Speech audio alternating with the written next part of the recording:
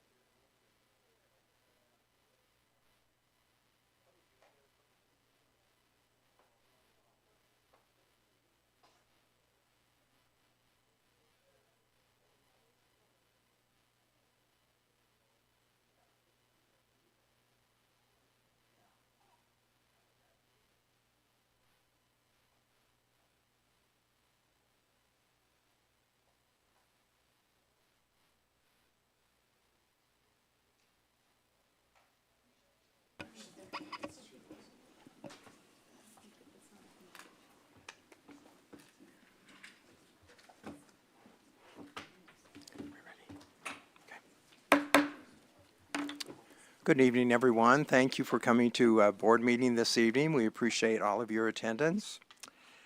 We will begin. I am Wade Hyde, a board member, and I will give the reference tonight. And then we'll do our flag salute, Pledge of Allegiance. Julie Taylor, board member, will offer that. And then Julie Taylor will also do the recognitions, and we'll go to that point. Our dear Heavenly Father, we're very grateful to be able to be here this evening for this board meeting.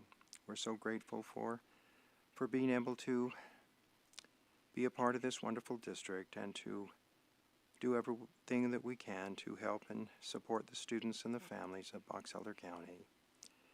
We're so grateful for thy blessings that you give to us each and every day, and we ask thee as a board that we may try to do what is right for all students within our district and parents and families, and for teachers and all classified individuals as well. And we thank thee for this wonderful opportunity we have been given. We pray that we will do our best to do the best that we can with this opportunity. And we say this prayer now in Jesus' name, amen. Please stand and join me for the Pledge of Allegiance. I pledge allegiance to the flag of the United States of America and to the republic for which it stands, one nation, under God, indivisible, with liberty and justice for all.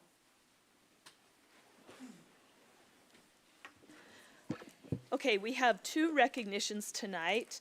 The first one is Amelia Ward, who is a second grade teacher. I don't know if either of them are here, so oh, you are here. Thank you for coming. So I'm going to read this, and we will get to shake your hands afterwards, so I do this, but thank you for being here. So Amelia Ward, a second grade teacher at Century Elementary, has been recognized by the parent, I better put these on, of one of her students for going above and beyond and making a difference for her child. The following was shared with us. I am writing this letter on the behalf of my student. My student was struggling with reading, and Mrs. Ward at Century Elementary School has started changing that. She has went above and beyond for my student to be successful. My student is now reading well and not crying when I ask him to read every night at home. That is such a huge thing.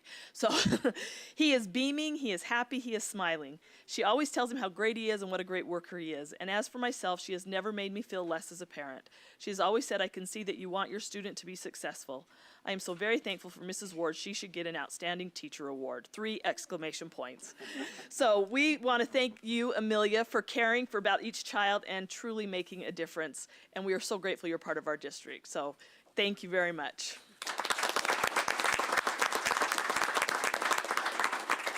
And thanks for bringing your cute baby here so he can see it too. Our second recognition is Catherine Runyon. Is she here? She's not here, okay. So Catherine Runyon, a language arts and reading teacher at Bear River Middle School, has been recognized by her colleagues for her compassion and dedication. This following was shared with us. Mrs. Runyon is a very kind, giving, and accepting teacher to all of her students.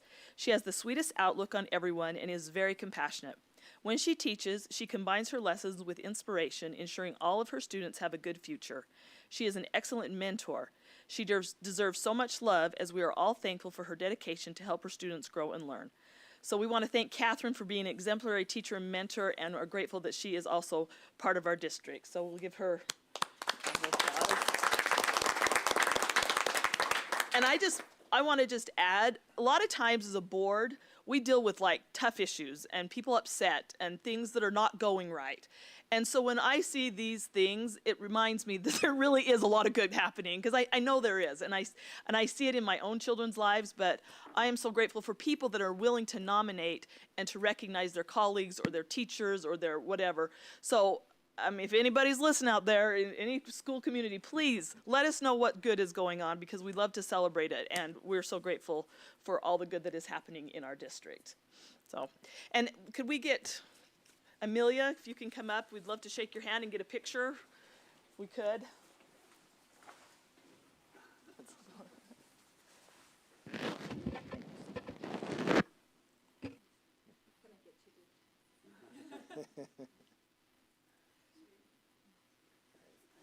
Thank you so much, Amelia. Thank you.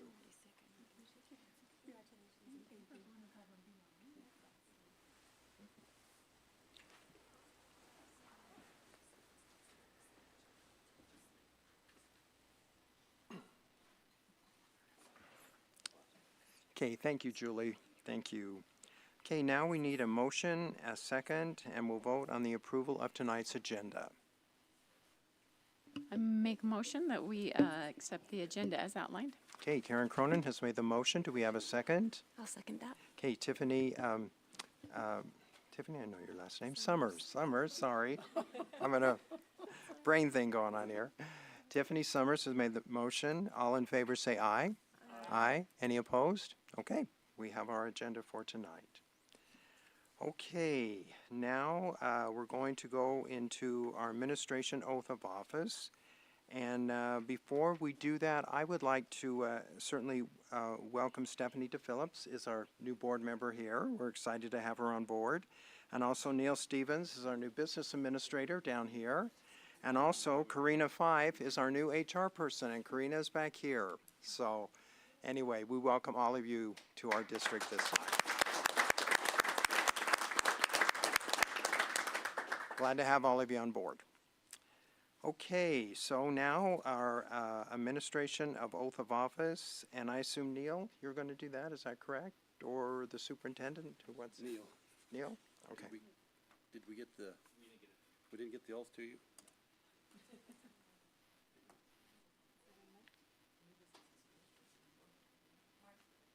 Let's see. It's right there. Here, Neil, if you come up, Neil, you can read that as you stand. Come, Stephanie, if you come around the front, and then Neil come around the front. Sure. That's where we do it. That works. Yeah. Yeah, he'll tell you. Just get him to, have you got it right there in front of you, Neil? Okay. No. No, just the, there you go. Do I look at him, or do I look at you, or do I look at them? Probably him. I think Probably you're him. fine. You gotta repeat what he says. Yeah, you better look at him. I do solemnly swear that I will support, obey, defend the Constitution of the United States and the Constitution of the state. Neil, Yes. sorry, I should have practiced. I'll take responsibility. Okay.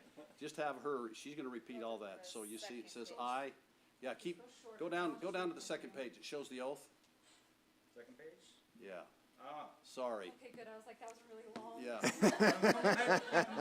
Yep, so- figure it out. I'm gonna take the heat for that. Okay. Raise your right hand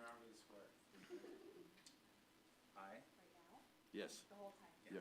I, your name, Stephanie Phillips, having been appointed to the office of having been appointed to the office of Box Elder School District Board Member. Box Elder School District Board Member, Box Elder School District Board Member, do solemnly swear do solemnly swear to affirm to affirm that I will support, obey, and defend that I will support, obey, and defend the Constitution of the United States the Constitution of the United States and the Constitution of the state, and the Constitution of the state, and I will discharge the duties of my office with fidelity. and I will discharge my office, The duties of my office. duties of my office with fidelity. Yes. Very good. Okay, You're sworn in. you're official. Welcome aboard. We have this, and we'll get that signed by you, okay?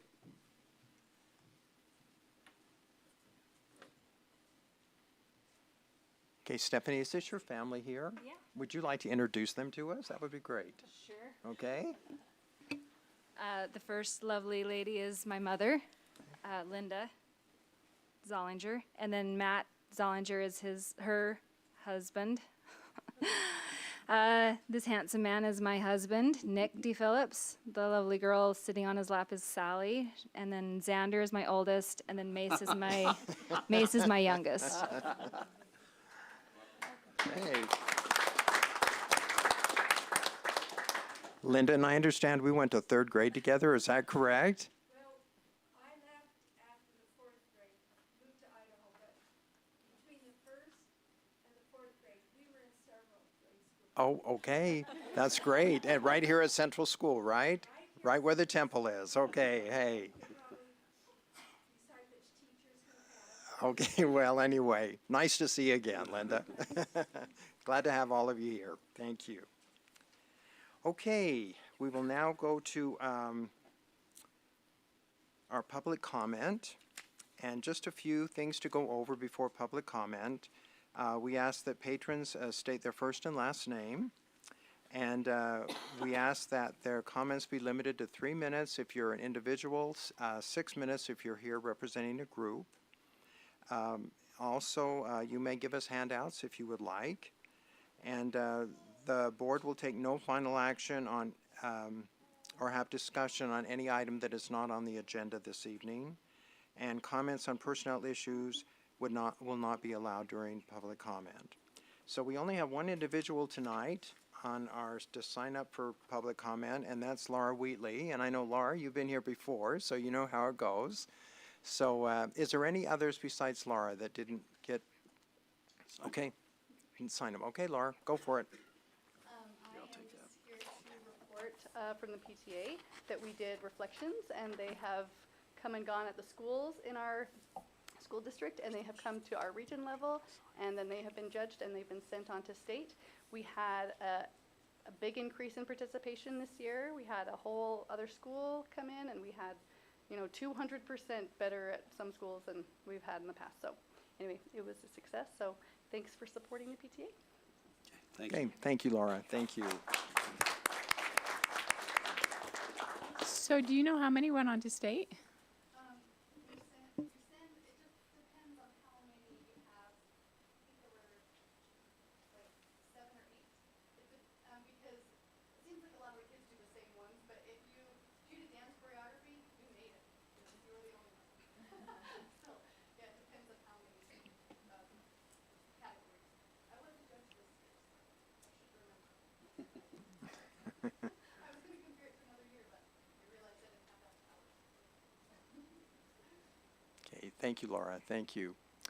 Okay, we will now go on to our action items. Our first action item is to elect a new board president and vice president.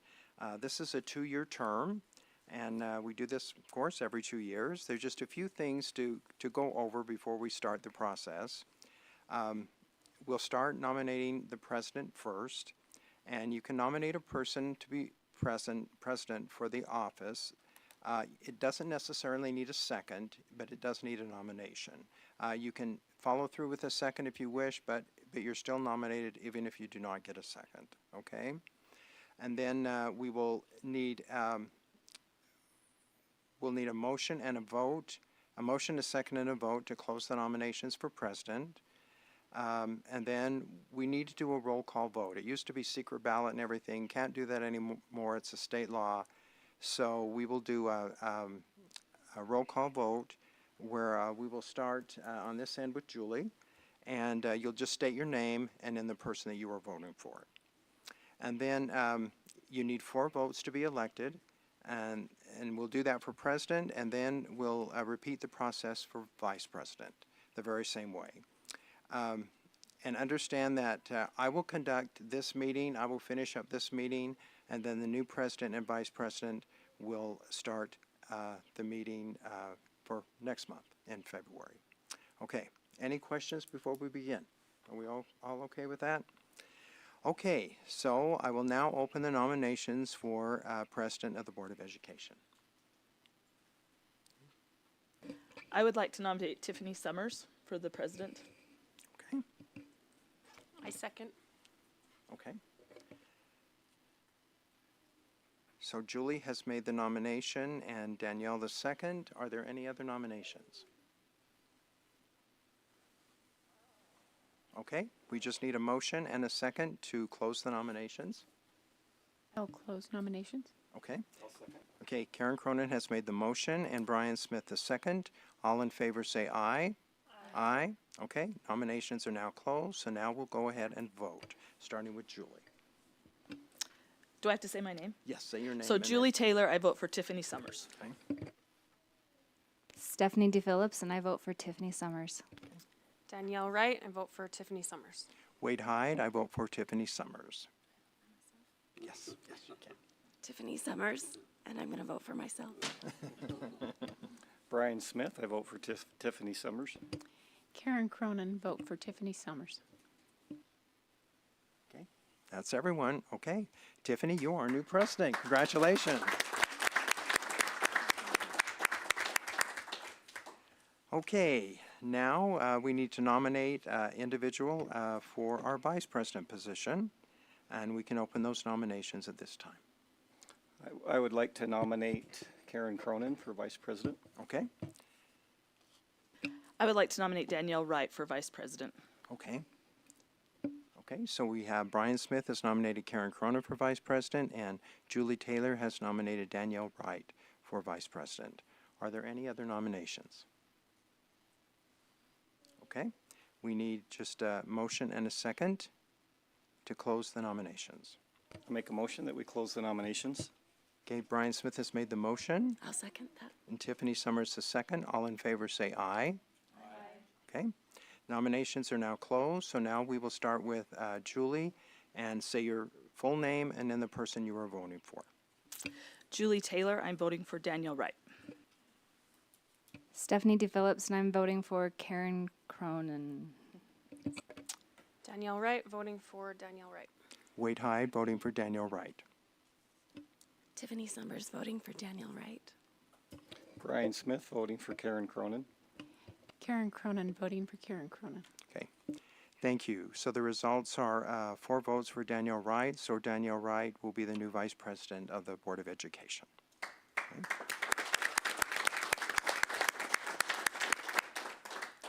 Okay, thank you so much. Appreciate that. And we will have our new president and vice president take over next month. Okay? Okay, so we'll go on to our public comment. Our action items. Approval of the 25-26 district calendar. That is Keith Meekum, our assistant superintendent. Thank you. Last school board meeting, we had everything really decided except for fall break. Our struggle with fall break was that Cash and Logan were going to go the, let's see, I got to get my dates right. 16 minus 7, 9/10. Cash Logan was going to go October 9/10. Weber, Ogden, Morgan, Davis, everybody south, we're going to go the following week, 16, 17. At the time, we had never asked the employees kind of what their feelings were, so we put out a survey, and the results are on the screen here a little bit. Oh boy, maybe it's a little out of control here. Okay, I didn't want to do that, I apologize. I was trying to zoom it in without it going crazy on me. In terms of teacher input, it was like elementary, secondary were just plus or minus like 20 votes. So we had a pretty good representative. We had ESPs that voted. We had administrators that voted. I'm not going to try to do the colors. I'll just do the numbers. But when the vote came out, they could vote for one. The leading vote getter is 32.3, which would be in October 16, 17 into the 19, which would be the weekend. So it'd be a Thursday, Friday, October 16th, 17th. The second place vote was the October 9 through 12, which again was a Thursday, Friday, the week before. So our top 2 vote getters were Thursday, Friday, rather than a Monday. It is interesting, we had 16% that just want the days off, and I applaud them. So then obviously the other 2 votes were having a Monday. So I get why all of these are good reasons. We could go through all of them because it was a pretty significant follow October 16th, 17th. With that stated, and let me... One other thing, Keith, is it does help because our board meeting is on October 8th. And so we've tried the last couple of years to get away from having that. So that does help that factor. Yeah. So back to the calendar. And again, I showed you this last week, but really in October it would be that 2-day Thursday, Friday. So it would be the recommendation of Box Elder School Leadership Team based on the feedback from the employees that we would approve the calendar for the 25-26 school year with fall break now being determined.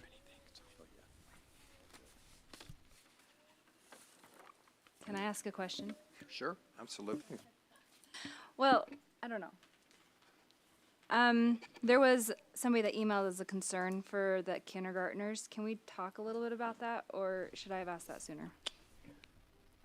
Yeah, I can explain the kindergarten testing, but kindergarten testing is not part of the approval of the calendar. So I would love to explain that.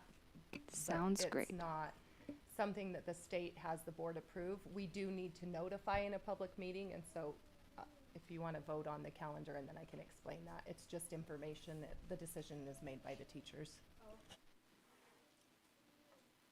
So, if I understood you right, we're not necessarily voting on the kindergarten testing dates. That was just put on here at this point. Okay, I just have a question, and I know a parent emailed me this, and maybe they did to all of us, I'm not sure. But I know that we went back after Christmas break on a Thursday and did Thursday and Friday. But I understand, because I've been in education, that we have to have so many days in the year, 180 days, and that sometimes it doesn't always fit in the way we would like it to. But so do you want to talk to that just a little bit? Thank you, President Hyde. We are required to have 180 days of education. Out of that 180, we can have up to 3 days for parent-teacher conferences. We've chosen 2. And you can have up to 4 days of PD-type activities. That all counts as, and then instruction. So all that has to equal 180. So in our calendar, we have 2 parent-teacher conference days. We have 4 PD days and 174 instructional days for a grand total of 180. There used to be a minute, like how many minutes you were in class, and that rule has been eliminated. So the rule we have to follow is 180 days. Now, I will just tell you, we are the school district that starts the latest. And the reason why we start the latest is because of Box Elder County Fair and all the students and employees and community members that participate. You'd think it was just on Thursday, Friday, but oh no. It's much earlier than that. It's like that whole week there's people bringing stuff, activities, weighing in, and those that are in the middle of that, I can't even imagine how many hours. So as such, we have to kind of go back, which is usually the last Friday in the month. With that, if we keep fall break for 2, the Wednesday before Thanksgiving, 5 days for spring break, not Memorial Day, and don't go into June, there's a lot of restrictions. It was interesting. I wasn't real excited about coming back to school on Thursday, but I was kind of excited that after a 2-week break, I didn't have to go 5 straight days. True. So the teachers were like, oh, that felt pretty good to go a day and 3/4. But I'm sure that was a bug. You'll notice on this year's calendar, just because of when we're starting, et cetera, or next year, 25-26, it will be 2 full weeks. Now, the parents... It was minus 1 day, remember? Oh, yeah, and then we made a day. tweak. The legislative we day. made a legislative day so that we could go 2 weeks. Now, parents may, after next year, go, why in the heck did I have 2 full weeks off with my kids? I'm sure they won't be that. They love their kids. But we'll see how it goes next year, because we'll get that feedback, because it will be 2 full weeks. And so it's kind of varied. Yeah, it does. And this next year, it will be 2 full weeks. We still are getting out before June, like the 4 days after Memorial Day. So great question. I hope that makes... It does. The state allows those 4 legislative days, and we've taken 3 in the past. So when we added the extra one on and put them in August, it made it so that kids wouldn't have as many breaks during the year, which we get positive and negative about that too. Sometimes parents are like, there's too many breaks, but we put them in August so that the teachers could get the training then, and then it made it so that they could have the full 2 weeks in December. So that might, based on feedback in the future, we might be able to do that again, because that allows the flexibility. And spring break was lined up with all the districts around us. Okay, that's good. That's good. Okay, thank you. Okay, if there's no more questions, we just need a motion and a second. I move that we approve the calendar as proposed. Okay, Brian Smith has made the motion. Do we I'll have a second? second. Okay, Karen Cronin the second. All in favor say aye. Aye. Any opposed? Okay, so we have our Thank you. district calendar for next year. Thank you for coming. Thank you. Okay, now we'll go on to our information items. Colleen Schaefer from our Foundation Board President's here. Welcome, Colleen. So good to be here representing the foundation tonight. Just a yearly review and update of what we've been doing with the foundation to give you a little bit of information. I thought I'd start tonight with just sharing with you what our mission statement is as a reminder. The mission statement of the foundation is to build enduring partnerships between communities and schools of Box Elder School District, and that's what we do. We have 4 main goals that we focus around. We support fine arts as well as fine arts clinics and workshops in the schools, especially the high schools there. We support STEM projects and equipment, fund special teacher projects and requests, and support student health and wellness, including mental health. Just a few things that we've been doing, just so you're aware. Our foundation sponsors guest conductors for band, orchestra, and choral clinics at the high schools each year. We help support students at national robotics contests, USU Summer Science Camp, First Flight, rocket launches in the elementary schools. We help fund a variety of teacher projects, including Poetry Out Loud, English Quest, theater arts, decodable readers, science equipment, so many, it's a variety every year.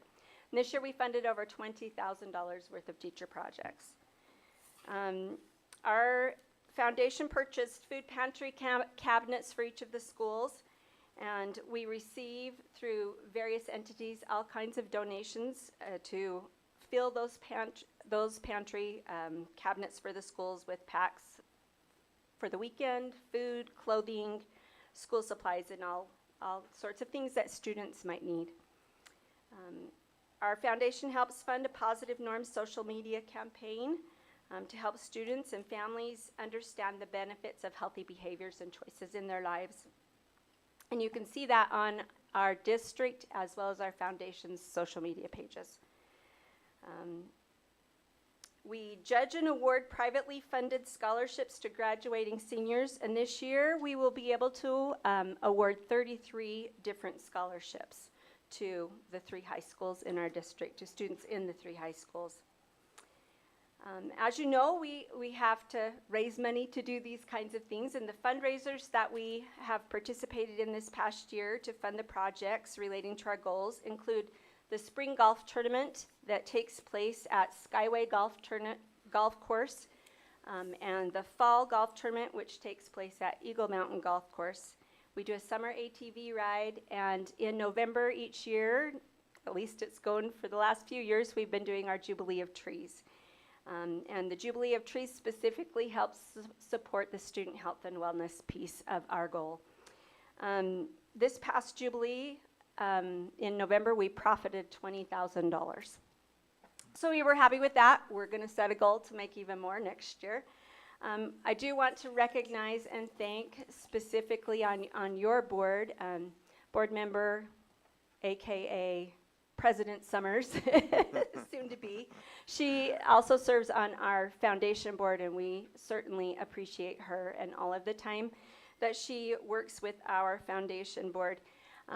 Also, we've roped past board member Kennedy into serving on our Jubilee of Trees committee, so she'll be helping with that for the next year at least. And then we definitely need to thank Marcy Hatch. She's not only the superintendent's secretary, but she also serves as our foundation secretary, and she keeps us all in line, as well as all of the district employees, staff, district office staff that serve on our foundation board. We sure appreciate them. And any questions that you have that we can answer?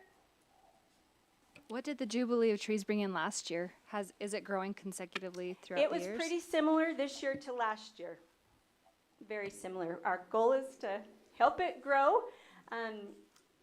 As we've discussed, we've got to get the right buyers there to really bid each other, the bidding process. We've got to work on that, and we've set goals to improve as we move forward with the Jubilee of Trees. And that's one thing that we're really looking at is who we call on to support that. So if y'all want to get a group together and some funds, come on down. Anything else? Colleen, if I may, right now it's not public knowledge, but we're going to try to have the Jubilee of Trees at the Box Elder County Fairgrounds next year. We are. And we've still got to do some things with the county commissioners to try to get the fee waived. And so, and I did want to point out, talking about buyers, there'll be one less buyer next year You? than you had this year, yeah. What if there's a BYU tree? My wife will be staying home this next year. And in case she's watching, which she said she was going to, you're staying home next year, sweetheart. Well, we appreciate her support and all of yours as well. Thank you very much. Okay. Thank you, Colleen. We appreciate all of your hard work also. We love the foundation. You do a super job. Thank you. Just one thing, Stephanie, one thing, and this is just something we all learn. We can't discuss something that is not on the agenda. So as far as the kindergarten thing, we can't discuss that tonight because it's not on the agenda by law. But what you can do, you can talk to Heidi Jo after, and she can, explain and discuss everything with you. But by law, it has to be on the agenda, or else we would discuss it tonight. Okay? So I didn't want to, we had talked about that, and I didn't want to go on without you knowing that. Okay. So now Jeff Morris is here, our assessment director. And Jeff, do you say it Apple Data? Is that how you say it? Apple, okay. That's what I thought. So. All right. Well, thank you.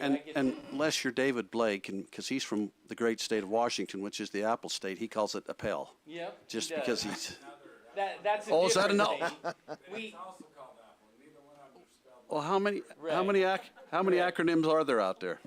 There are two strange apples. I'm here to discuss dual language immersion data, and I get the great honor of being able to showcase this data for you, and I've done none of the work.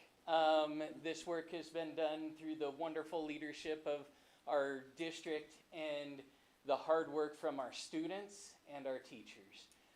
And I am over the dual language immersion teachers, and I love working with them. It's such a great thing. Why don't we go to the next one, because that's actually the next agenda item. Well, just scroll down. It's all one. Okay. So the Apple assessment is a test that we give to our students in dual language immersion, Spanish and Chinese. There are 4 parts to this assessment, which are speaking, reading, writing, and listening. Although dual language immersion starts in 1st grade, they start taking the assessments in 3rd grade, and then it goes all the way through our 9th grade. And they take, as you can see up here, the speaking assessment every odd-numbered year, and the reading, writing, and listening assessments every even-number year, except for 9th grade, they take everything as kind of a culmination of the dual language immersion program. Okay. So, looking at our data, our data looks really good when we look at it, and we're very similar to state trends, and you'll see in several areas we exceed national averages. So in our 3rd grade, we had 71% of our Spanish students speaking on grade level according to the assessment, and 78 in Chinese. And those are respectable numbers that are right around the state average. When we go to our 4th grade,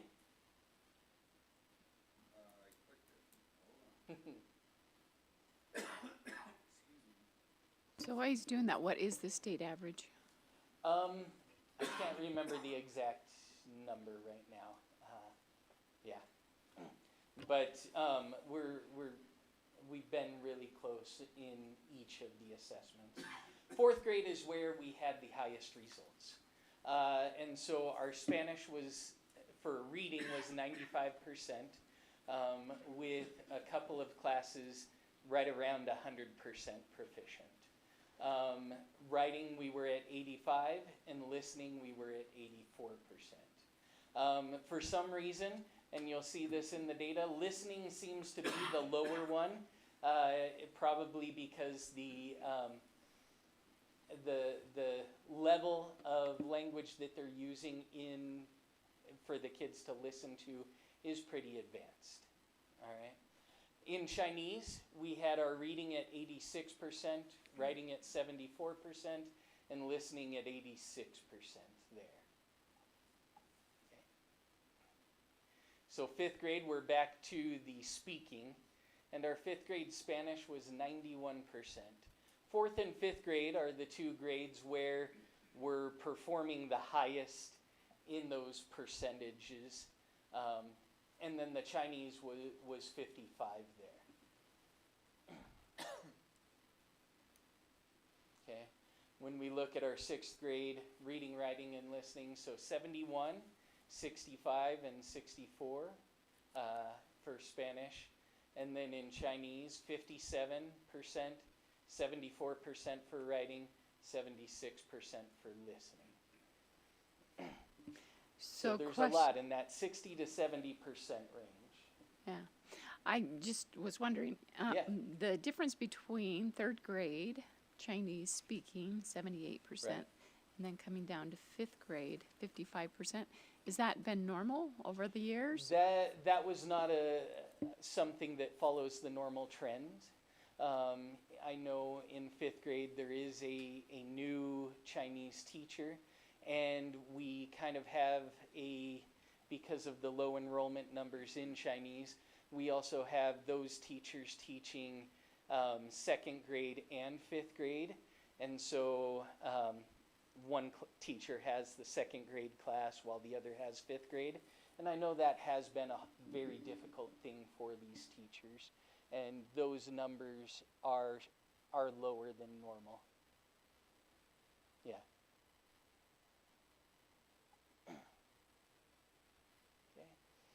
In our seventh grade, and here we see the Spanish drop lower and the Chinese jump up higher, but we've got 59% and 84% in our speaking. And then in our eighth grade, we've got some high and some low, right? Between 75 all the way down to 29% with writing, up to 73% with listening. And then in our Chinese, the reading 39, the writing 36, and the listening 79. So there is a lot of variability in those numbers. And that's just the percent of the students meeting the projected target. But we're going to see a little data that makes us feel a little bit better about that in a minute. With our ninth grade, which is the last year of dual language immersion, after they finish dual language immersion, they take the AP test in their language, which I presented at the beginning of the year, had a high pass rate. And then once they've passed that AP test, they participate in our bridge program, and we'll look at that in a minute. But you can see the numbers right here with speaking and reading being our two higher scores in Spanish. Which is odd because usually you expect the receptive skills to be higher than the productive skills, right? So that speaking, we're doing really well with our speaking and reading. Writing and listening, we're a little bit lower there. In our Chinese, 59 for speaking, 33 for reading, 68 writing, and 41 for listening. So if we can go to the next one. Can I just ask a quick question about that? Just that as these amounts are changing by year, is that in eighth grade they feel like they're not doing as well and they'll be dropping out? Like, is our retention rate going down? Right. Like, is it drop? Is it, yeah. In the last time I presented, we talked about retention rate in our dual language immersion in November. and our retention rate is increasing every year. What we're seeing is that we have a number of students that leave after 5th grade because they want to be able to take music. One of my daughters actually did that.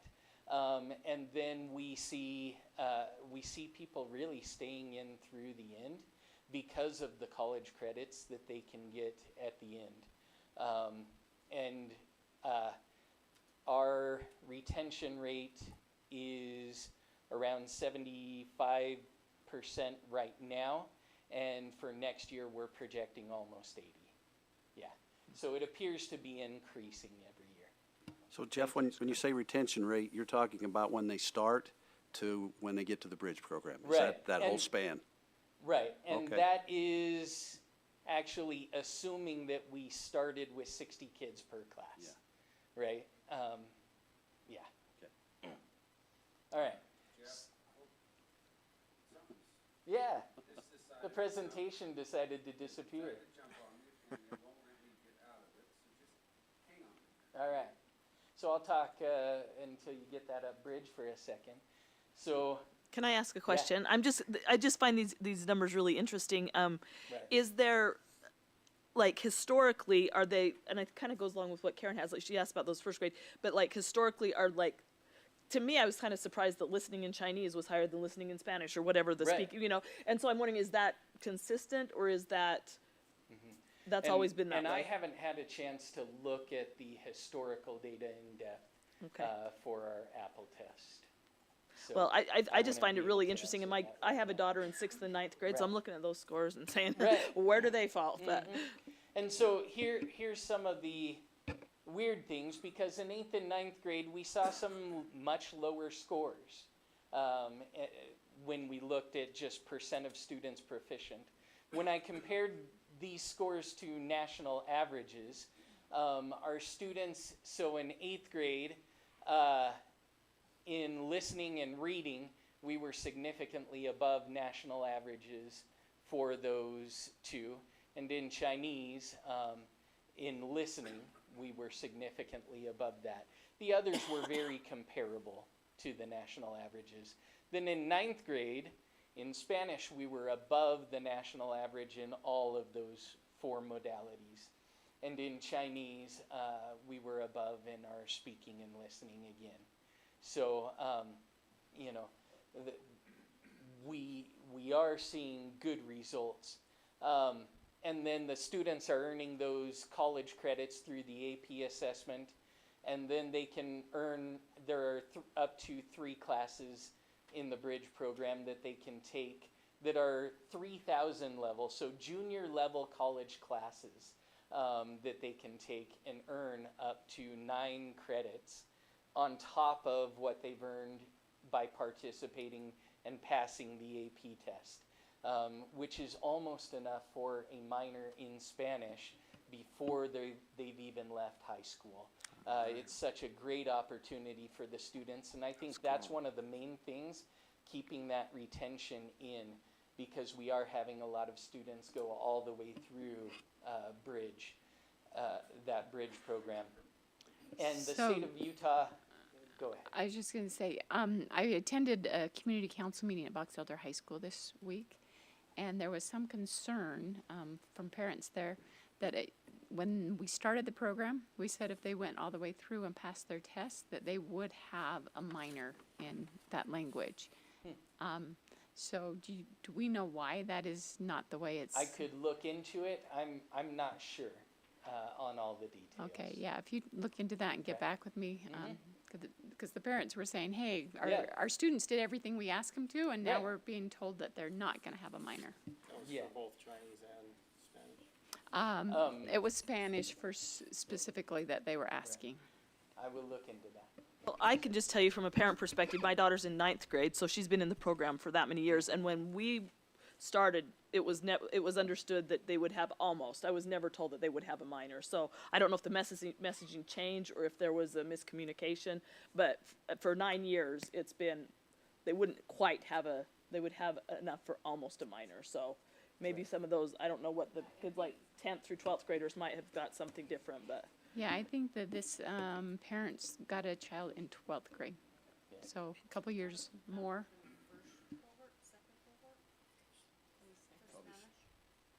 I don't know, but if you could let me know, I told the people at the community council I would ask that question and get back with them. I'll look into it. Yeah, and then with Bridge, the state of Utah did a little bit of research to see, because some of the universities weren't exactly happy that high school kids were earning 3,000 level credits while still in high school. And so they did research and checked assessment results on college students at that 3,000 level and the high school students in Bridge programs. And high school students outperformed the students in the university classes in those assessments. And so what we see is it's not just that they're going through the classes, but they are showing a level of proficiency beyond that of a junior in college that's been studying Spanish. So, yeah. Okay, I'll look into that question. Thank you. Are there any other? Are you done with the DLI portion then? I believe so. I have a question about the DLI. Okay. Do we have Bridge students in Bridge yet in the Chinese, or are we just at Spanish? Yes. We do have Bridge program. Chinese also has. Chinese, right. as we have the cohort there. Okay, I just wasn't sure if we were at that point yet. Yes. I have a comparison question. So for kids that didn't start DLI, but then they start Spanish in 7th, because that's Right. the students at Stafford, what is the comparison of as high as they can go from 7th to 12th? Do they Right. get to 1,000 level or like AP is So AP in is 12th what grade they is the can highest they can take. get to? Right, and so you would get what they're willing to give in exchange for passing an AP test. Okay. Right. I just wanted to make a plug for DLI. My daughter's 12th grader this year. She's been in Chinese DLI since first grade. I'm convinced, and it'd be interesting to look at this data. She scored an extremely high language arts on the ACT, higher than any of my kids have done. And I directly attribute that to her dual language immersion. That it's not only given her benefit for learning Chinese, but it's affecting her ability to understand the English language as well. So it'd be interesting to look at that. How are our dual language learners performing, not only in all subjects, but specifically in English language arts? Because in my circumstance, she just killed it, yeah, on the ACT. That's great. And I'm sure she's not alone. Yeah, my oldest son went to Spain on a mission, and then when he came home, of course, a few years later, he taught Spanish in I believe he was a 9th grade teacher, and he said, I understand the English language so much better now that I've, and Jeff, you speak Spanish, so you probably understand how you just understand that. So I'm just going, he said that, so that would make sense looking at the language, our homegrown language, or our base language, I guess, is so I think that makes a lot of sense, Brian. Right. We just need to really take a look at that, and if that's the case, across all of our DLI students, we need to really let people know that what kind of impact that's having on those students, and really market. I really believe that all of our students could benefit from dual language. Right. And there is a lot of data. I've been looking recently with our mid-year Acadians at the performance of our dual language immersion classes, and it is really impressive. So, yeah. Any more questions for Jeff on DLI? We're good there? Okay, and now Jeff's going to do our progress monitoring. So up at the top, last year, the state of Utah started asking us to make sure that we're progress monitoring our students that are below and well below grade level in reading at a rate of every other week for students that are well below, and once a month for students that are below. And last year, Utah only had about 33% of the grades in the state, or the schools in the state, meeting that threshold. And so we had around 50% last year. And Mrs. West put a lot of resources toward making sure that we were compliant with this goal from the state. And so it went from the state's average being 33% to the state average being 64% this year. But in Box Elder School District, we made 100% of our schools met that state goal for progress monitoring reading of our students at those rates. And we were just really proud of that, the growth that we had made and how we exceeded that state average at this time. And we just wanted to share with you the hard work that our teachers, our paraprofessionals are doing, and the support that was given to them so that we could meet those thresholds. So we just wanted to thank everybody involved and make sure that you were aware of that accomplishment, because it is a lot of time with each of those kids. So thank you. Okay. Thank you, Jeff. We appreciate all your hard work on that. Thank you. Okay, Marcy Hatch, our great secretary here in the district, the superintendent secretary, is here to talk about the Qualtrics surveys.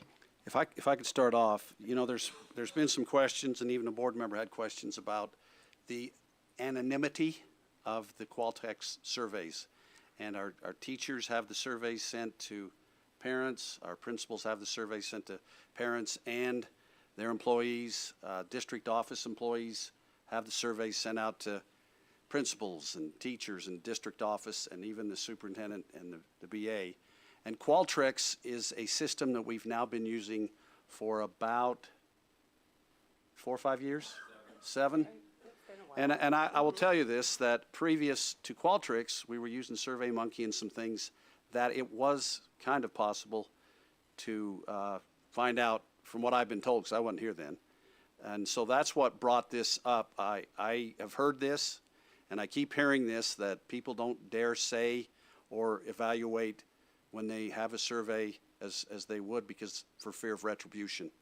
And where Marcy's my secretary, she's the one that sends a link out, so I've asked her to come and explain that whole process. So that's why she's here.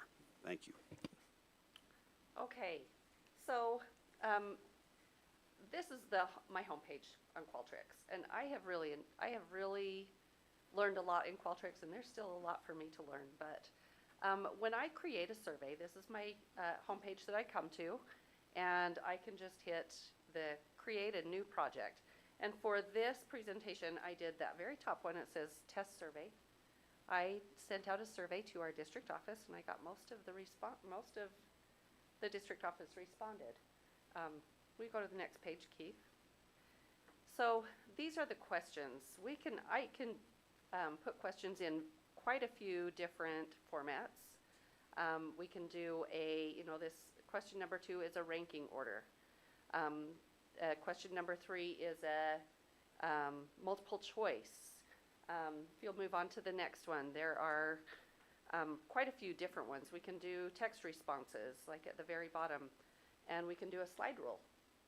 So you can say, I'm going to rate this 1 to 10, and you can slide rule it. And there are quite a few other options also. So on this last page, we can also do things like, it's called display logic and skip logic.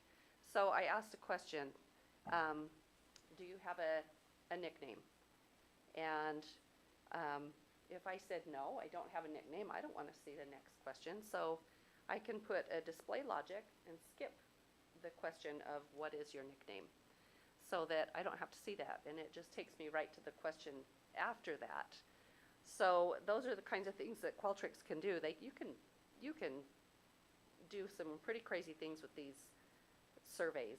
In fact, for the foundation, I have put all of our scholarship applications on these surveys, and they can put their whole paragraph of information in, and if they don't qualify for that scholarship, they go through the questions and it can say, sorry, you don't qualify, and it will not let them submit the application. So it's kind of nice. So if you'll move to the next one. So once the survey is ready, I move on to the distribution. And when I go to Distribution, there are quite a few options. There are very few that I actually use. 99% of the time I use the anonymous link. And it says right here on Qualtrics, it cannot be tracked and it can't be used to identify respondents. So it is a very Anonymous. private survey. I don't have any opportunities to find out who it is through, email address or names or anything like that unless it's put into a comment. There are some ways that can actually happen, and that is if I send a survey through a Qualtrics email list. And in order to do that, I can't tell you how much time and effort that takes, because you have to prepare the email lists, prepare a list in Excel, and then you have to make sure everything's in the correct order and upload it into Qualtrics and then double check everything. And some of those surveys would take hours for me to just prepare that list to be able to send it through Qualtrics. And in instances like that, there are some surveys that I have to do that I need an email address. And there are a few like that. And so we do the work and we send it like that, but very few. And none of those surveys say this is anonymous. They specifically say we need your email address. And so the respondents do know that we are collecting that information. And most of the time they actually have to type it in. So, so when I send we can do a QR code, which is the same thing as the link. You cannot track it. So we can post those on social media. We can send those out through a district email list. We send it through our ThrillShare, which is our website that we send all the alerts to parents and to community. Every email we have, we send to parents is through ThrillShare. And so that link is what is used there. So then this screen right here shows if we're getting responses, when we're getting responses and how many, and notice all the responses were on January 6th and only a couple were on January 7th. I can then set a deadline and say this is the end, and it will turn off and nobody can do any more responses. So the next page, this is the data that I receive, and this is just a little snippet of the answers to the questions. It shows just a little bit of the format, and this is on Qualtrics. I can download these as a PDF, or I can export these to an Excel spreadsheet. And if you'll do the next one, this is what I get when I download that information to an Excel spreadsheet. Those with the pound signs, or the hashtag, I guess it's called now, in the columns, just mean that the column is too short. Really, the information are dates that you can't see right there. The dates were just long, so I wanted to fit it on one page. So this is the information I get, and that is the full information. That is exactly what I downloaded from Qualtrics. So you can see there are no names, there are no email addresses, there are only answers to the question, to the questions that I asked, and just some information that I don't use. It specifically says in the one column, the distribution, it was anonymous. And so the next slide is what I do. I clean it up. I take away all that extra data that nobody understands really what it is. It's more for Qualtrics than it is for us. And this is the data we get. And now we can kind of manipulate that data. I can put all the rank 1 orders in the first column and the rank 2 in second column. I asked just some silly questions here, what is your favorite holiday, and rank them. And do you have a pet? And if so, what is the pet's name? And do you, what's your favorite time of day? Morning, afternoon, night, those kinds of things. Through some of this data, this is how, if we had any idea who was taking a survey, some of this data is a little bit telling if we know the people. the next slide, we can make some guesses. We have a few here that are highlighted that, you know, I said, what is your nickname? And they put what their nickname is.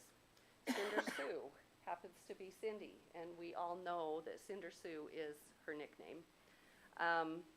You know, how many of you know what the superintendent's dog's name is? It's Max, the very last one. And he ends up And- on Facebook, so if you follow Yes. Facebook, you can figure out So, I'm the one who did you know, that. those are some kind of obvious answers. When we put in yes or no questions or ranking, there is no way to decipher who put that information in. When we ask questions that have a text box or give opportunities for comments, that would be the only way that we could guess. You know, sometimes people put in comments that they have said that exact thing directly to me or to somebody else who's reading a survey. And that would be our only, you know, way to even guess who that was. I mean, this one was a little bit more direct on, you know, what is a nickname? Rayman is Jared Ray. Everybody at the district and all of his friends call him that. So those are a few things that are telling. So if we do surveys that are specific to, you know, ranking, yes or no questions, multiple choice questions, those are the types of surveys that we have no way of knowing who submitted that survey or who the respondent was. We have no identifying information. It's when we put in the comments and allow them to write information or text box information, and that's the only way that we can find out that information. So, Okay. Do you have any questions? Would Qualtrics be able to trace the first responder? No, We can't, but could they? they don't. I mean, there's an IP address, but that would take so much work to try to find that out. I mean, I'm sure if it were some kind of a court case, they could do it, but no, that's not information that they give us. And they tell us that right up front. That's not. It looks like it does a lot of things. It slices, it dices, and It does. It does a lot of things. I was the one that had a question, and it wasn't so much with Qualtrics. It was with the evaluations for the superintendent and the BA. As They're run through Qualtrics. yeah, but over the year, I've had several people tell me that they don't dare put things down, not necessarily from Qualtrics, because like you said, if it's in the comment section, it can be. And also, they felt like that having anybody in the district do it might be a conflict of interest, because everybody goes back to the superintendent and the BA. And so one of the things that we have, one of the benefits that we have is in USBA is with our membership, is that they do, part of that benefit is that they do those evaluations. And that, I was just suggesting maybe we look at that, because it is another layer of transparency that we could put in there, so that nobody within the district has any fingers on the questions that are asked, on the way the data is presented, or things like that. So that's, my question was not with Qualtrics. I think it probably does everything you say, and I know we use it for a lot of surveys, so I'm glad we have it. But I just wanted to come back that was something that has been told to me from several people within the district. So I was just trying to see if there was a way that we could maybe look at using USBA to do those surveys. Okay, Karen, Evaluation. I just want to say something about that, and this happened probably, it's been a good 5 years or more. It's when I first got on the board. We had Richard Stoll come up from USBA, and we were seriously considering doing the USBA survey for the superintendent and the BA, but it was so complicated and it was so big and huge, we felt that it just was not worth it. And so we chose to do basically our own survey, which we at the time, we all worked on it and simplified it to make it work so it fit better with our district.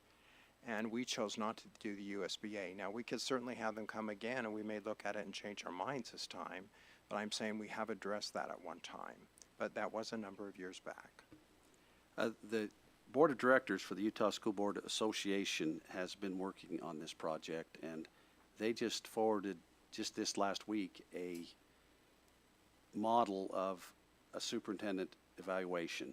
And I've read through it, and I'm very impressed, and it basically is sitting down with the superintendent and going through these 5 items and talking about it and just looking each other in the eye and saying, hey, this is what we need to work on. The superintendent has a chance to give feedback. There's no anonymity. It's not anonymous at all. It's just sit down, we're all professionals, and talk about the things we'd like to see worked on. And I really was hopeful when I saw that there would be a breakout session at the USBA conference, but this is still a draft, so I don't think they have it there yet. So I really, as I read this and we get a little bit further down the line, I know it's a committee, and I don't think Connie was on that particular committee. Otherwise, I think she would have said something. But I have a lot of hope for this particular structure to be able to evaluate the superintendent. It is a superintendent evaluation, so I hope they're working on the BA one just as much. Yes. I have no problem with, I'm not trying to go after anybody. I just, with all the comments that I'd had, I was just trying to put it out there so that we could address those. And I think that if the USBA has got something that's a little bit more streamlined, that would be better. I'm just trying to do my job as a representative and pass on the comments. So I have nothing but good to say about what you've done in the past, Marcy, and all the Qualtrics surveys you've had. So. And Karen, I'm glad you brought it to our attention, because I think this was a good year to do this, because we would usually be doing our business administrator, but since we just hired a new business administrator, we don't have to evaluate him at this time.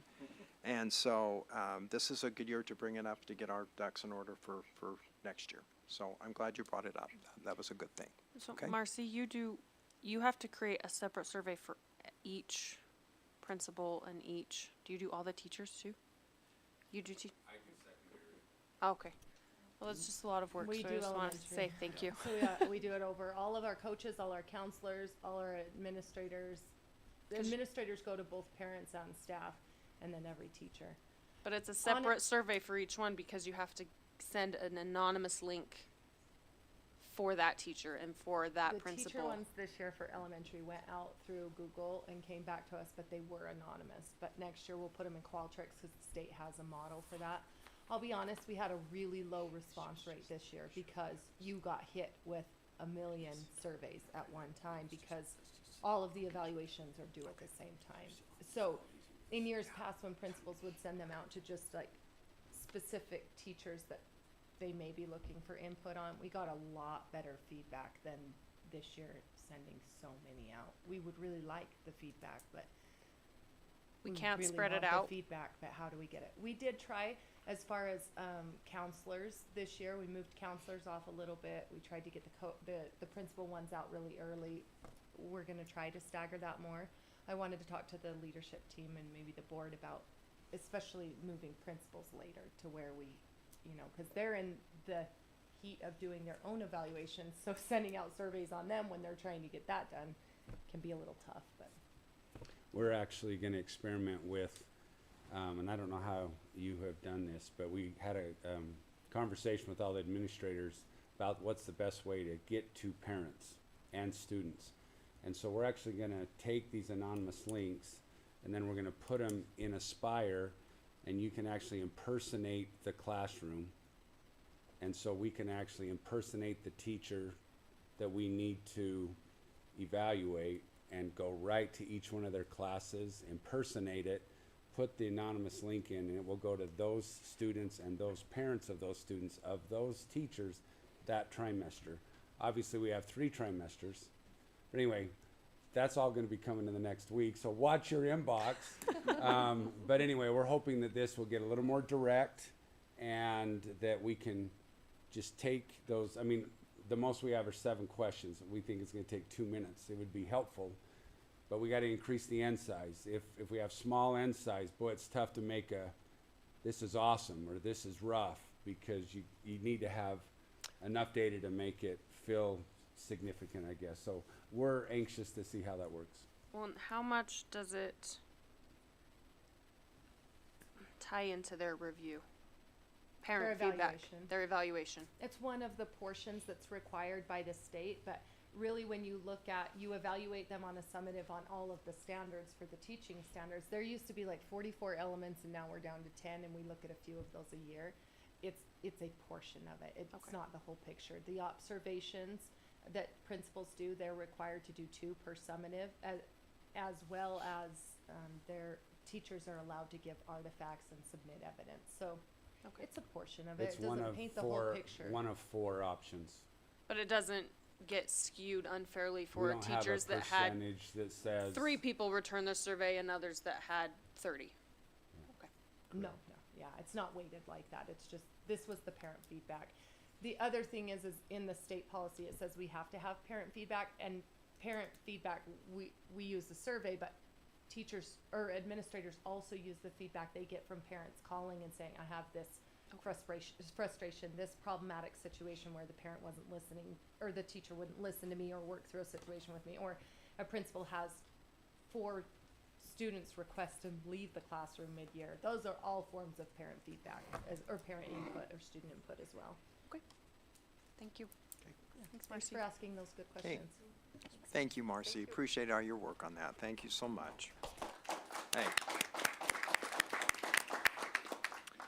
Okay, our next review of policies is simply the policies you have in front of you need to be filled out tonight and given to the superintendent if you haven't done that already. Conflict of interest and all those good things. Okay, so. Marcy emailed it, yes. Yeah, And some can of fill you. it out. Thank you, Marcy, for making it so we could just type it in. That was nice. Thank you. Very nice. Okay, so that's all that was. And then our monthly financial report. And Neil, I know we have put you in a tough bind because you just started your job and we're asking you to do this. But I know Sherry's here that can help a little bit as well. And so hopefully it'll go okay for you here. Not a problem. Reviewing financial statements and what we have, we're pretty much on track compared to last year. There are a few areas I'll note. Well, last year's total revenues were about $140 million. Page 1, top of page 1. This year's projected budget is about $136 million. That is entirely almost due to federal funds, mainly ESSER funds. ESSER program ended this past year. The majority of funds were already drawn down past 90% of the award amounts at the beginning, at the end of last fiscal year. So the decrease in total budget is mostly due to the ending of ESSER programs. A lot of those expenditures were tied to one-time expenses such as AC installations in schools or other one-time expenditures. And so that's the biggest difference you're going to see on the revenue side this year compared to last year. The state board sent out updated allotments for the school program, or otherwise known as MSP, for the end of the year, for the rest of the school year. Those are all updated. We're on track. We're a little bit ahead from last year as far as state revenue goes. That's mostly due to the increase in WPU and growth. Other than that, in all our expenditure categories, we're pretty much on track. There's not a whole lot of deviance. I don't see any areas of concern at the global level. There may be some more areas and programs that we can examine and make sure we're on track on each program level. But this budget and this financial report is presented on what we call a function level. So, for example, 1,000 is instruction in classrooms. So expenses tied to that. Then there's teacher support. We have administrative functions. We have capital expenditures, so on and so forth. I do not see any areas of concern in any of those areas. Do you have any questions? Okay. Thank you, Neil. Job well done. Thank you. Okay, any questions for Neil? Okay. Thank you, Neil. Appreciate that. And I want to give a shout out to Sherry. She's helped us out so much the last 3 or 4 months, and we do appreciate all you've done, Sherry, to get us through some rough times. So thank you so much. Thank you. Yes. Okay, now we are to our board committee reports. Have we had any committees meet this past month? Okay. Christmas break. Oh, Christmas break, that's true. Okay, so our favorite part of the agenda, Easton Johnson, our Bear student board member. Yeah. Do you have your report, Easton? I do. Okay. And Easton, are you all signed up for Salt Lake this weekend? I am. Yep, Okay, we should be good. We're excited to have you there. Yeah, I'm excited too. Okay. Both schools had a great December, and I look forward to an amazing January. In December, both high schools were able to raise almost $20,000 for Make-A-Wish Utah, utilizing many methods, including a stomp, movie, carnival, assemblies, a silent market, and wish minutes to raise our money. We were so excited to see the community rally around this cause. Our 2024 Wish Kids were Box Elder student Eloise and Bear River student Tucker, who we're so lucky to work with. This was one of our largest Christmas assistant fundraisers to date at both schools. Looking forward, we are excited to shape our January and February into what we want it to be. Currently, student government is working on new ideas to implement. We look forward towards creating new projects that will benefit our peers, our school, and our community. Current concepts include Kindness and Gratitude Week, an extended effort towards community service, and promoting support for other school activities. Competition season for many of these activities, whether clubs or teams, are also on the horizon. Whether it be the Rockettes, HOSA, Productions Company, Bear River Drill Team and Spirit Squad, or any of our others, big or small, we can't wait to see what they will be able to accomplish in the coming months. That's all I have. Okay, that's great, Easton. Thank you. Any questions for Easton? Okay, job well done. Thank you so much. Okay, now we will go on to our policy review. Our first policy is to be deleted, and I didn't know, did you want to comment on that, Superintendent, or Heidi, Joe, or someone? It just says that assessments are no longer used, so. Yeah, so this policy is regarding the KEEP assessment that used to be supported by the state, which was the kindergarten entry and exit program. Okay. I don't remember what exactly the P stands for right now, but it was given at the beginning of the year and at the end of the year, and so the policy had a sunset clause in it for June 30th of 2024, so that's why we're deleting it. So And we're it just doesn't deleting now, okay. apply or relate to the new assessment policy Okay, that basically just said we choose up to 5 dates on the calendar, put them on the calendar, and tell people what they'll be and make sure that you really communicate out what that is. okay, okay, sounds good. So then we have the first reading and the second reading. First, we'll go with first reading. Any questions on the first reading? Any of those policies? Karen, do you have some? Okay. I do. I called and got some of them answered today, so thanks for those who I was able to talk to. Policy 1210 on the school closures and boundary changes. I was just kind of surprised to see that on the notice of possible boundary change, it's only 30 days of notice before a boundary change. And I'm wondering if that is a state requirement. That just seems pretty, I think our community members will not be real happy if we only give them a 30-day notice. So, Well, where it says at least 30 days, that's the least we could do. So Right. if you wanted to say, if you want to make a motion to make it 60, we can have that discussion. what has it been in the past? I thought like before Yeah. we'd kind of been working We for. always did 2 months when, I know when we probably We went did 3 or 4 more months. than that, Yeah. because we were talking like in March, weren't we, for boundary changes? When we did it in the north 7 years ago, it was. It was a long It was process. a long process. I don't know how long, but I think probably 3 or 4 months. So Yeah. but this is what the state's requiring, and it's at least. You're right. So I know that we would, and I, just saying that I know we do more than that isn't very good when you talk about policy. So Do you see any downside to increasing it? No, as you talk about that one thought I have, it's just, it is oftentimes elementary that's having boundary changes. We obviously had the option to do some boundary changes this year and talk about what should we do with Foothill and some of those other things. And it feels too rushed right now to decide that for next year. So I think as a leadership team and as a board, we feel like we need more time than that. What I would hesitate on is if the state is saying at least 30 days. I just wonder if there would be a position in the future where there is an emergency need of a huge influx of growth that we may need to do something to support students. And maybe taking away the 30 days would take away the flexibility, but as a board, you always have the option to say, this feels too rushed, let's slow it down. But that's, just as you were asking, is there a reason not to? Moving that up to 90 or 180 days makes me think, what if you had to do something Or to? if there Well, was the a 30 fire or an emergency, you could change. If the earthquake took a building down. Just, I mean, those are all yucky, but I think Yeah. Well, that's what it's for. 30 days is just for the hearing, but then it says 60 days before it. The process for approving a change must be completed no more than 60 days after the date voted for the change. So we have to do 30 days for a hearing, and then we have to vote for a change, and we can't make the change effective for 60 days after that. So that's 90 days? Am I counting that right? I'm not sure where you're reading, Danielle. Where are you at? Yeah. Down at, oh 'Cause no, on the that's the next- part that got deleted. Never mind. I'm like, I went through it with a fine tooth comb. The other question I had on this one was down on the last paragraph, I1. I guess I just need some explanation. It says the process for approving a change for a school boundary must be completed no more than 60 days after the day on which the board votes to approve the change.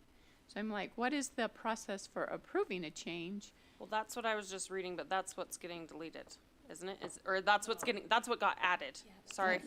That's got added, Strike but what through is the deletions, process for approving the resignations. change if the board's already approved the change? Well, there has to be 2 school board meetings where an open comment, so that's part of the process change. Right, but the board approves the change at the end of all those, right? So it says after the board approves the change, then you got 60 days for the process of approving the change.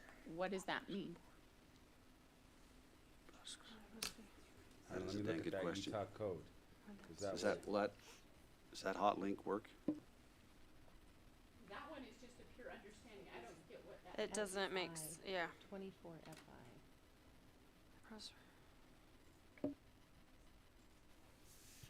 Yeah, it just says for a school boundary change, a local school board shall complete the process described in this subsection 24 no more than 60 days after the day on which the local school board votes to approve a school closure. Parents of students enrolled in a school affected by a boundary change shall have at least 30 days after the day on which the school board votes to approve a school boundary change to request an out-of-area enrollment request in accordance with Chapter 6. So I don't know that we are gonna be looking at changing the boundaries in the next month. Can we just maybe table this one until we can understand it a little bit better? Yeah, Is that- that's. Is there anybody that is in a we hurry could to? Absolutely. We Yeah, could, so I mean, but I don't even know what first reading should look like. So then I could have, we just put it back on first reading for next month? yeah. And just Absolutely. get that information? Okay, that's fair. My next one is policy. Does anybody else have questions? My next one is policy 4130, participation in online education. And I know most of these probably come from the state, but it doesn't mean I don't have questions. Online, page 1, B1. And it says that we limit them to a maximum of 6 credits per school year. So that basically is 2 classes. No, that's 12 classes. That's 12 classes because they're. Because a half a credit is one of the classes they take each trimester. So they can take 6 classes or 3 credits a trimester. So to do through SOEP, or what they call SEATS, the state online, this is the state online class. They limit us to 6 credits. So in our I guess, trimester situation, a kid could go 2 out of the 3 trimesters straight online, still be enrolled at one of our secondary schools, and still receive credit someplace else and still be able to be online to graduate. They're considered one of ours, even though they're off campus, 2 out of 3 trimesters. So that's what the state law is. Now, a lot of kids will say, I'm going to take online in the morning and come in the afternoon and take, so they kind of split it up to where maybe 2 credits each trimester are online and then 1 credit's in person. So that's what the rules are with SOEP. And my question was just trying to understand how many that they could take of that. Thank you. So follow up on that one, page 2, F1. And it talks there that student enrolled online course may not earn more credits in a year than could be earned by taking a full course load in the regular day. Districts which is the student's primary school of enrollment. However, the limitation does not apply if the board has adopted a policy which permits otherwise, or if the student intends to complete high school graduation requirements early and exit through high school early in accordance. So I'm just wondering why we would limit it and say, you know what, if you're going to graduate early, then you get a pass. I mean, we've talked in the past about trying to be flexible. So I think in trying to be flexible, I don't know that this would. I can answer that question just a little bit because I understand the online education program. Basically what they're saying is we don't want to, it's kind of like, because they're paying a WPU for students. And so if you're enrolled in a course, you get a WPU for that student. Well, if that student is getting 40 credits versus 30 credits, we're actually, they're doubling up or whatever, getting extra credits. So we're saying to graduate, you get out of this. And so if you take, like, for example, I have students that I teach, an online teacher, that are trying to graduate early, and they have like 9 credits that they're taking from us, and they're also enrolled in their boundary school to get out earlier. What they're saying is, we want to be flexible, but we're not going to just, we can't just pay for you to take all these classes and hire the teachers to teach all these classes and do all these things because that costs money. So if we let everybody take as many classes as they want, that would cost us more money, but we only get so much WPU. And so it's just a way to make sure that kids are on course for graduation and getting those things that they want, but also so schools can fund what we need to fund. So as a student, could you say, hey, I want to graduate early and then take as many classes as you want? In their SEOP? PCCR, too many. With, you know, they can go sit down, talk with their counselor and their parents and say, hey, I want to graduate early. That opens the door for this exactly. Okay, that's, Yeah. It just seems weird So we that. do allow for someone to get going quicker during the summer, so they could graduate early if they want. And that would include both in-person and online. Not just SOEP, but other outside online credit if they want to bring it in. So we actually do not limit kids if they want to go quick. So all they need to do to kind of bypass that is say, hey, I'd kind of like to graduate in their early. PCCR. Yeah. And this is controlled by the state. The state just doesn't want, it's really a funding issue. The state doesn't want to, because they're paying, they'd be paying Utah Online Education for 8 or 9 credits. They'd be paying us, you know, if they were taking a full load for the 6 credit, the 4,400. And so they're saying we're only going to pay 4,400 per kid, and we're going to divide that up evenly between how much school they want to do or how much online they want to do. And we don't, when they have online classes, we don't take that away from the 4,400 that we are paid. The state somehow, I don't know how they do it, somehow they pull it out, because we don't send a check to Utah Online or any of these other institutions.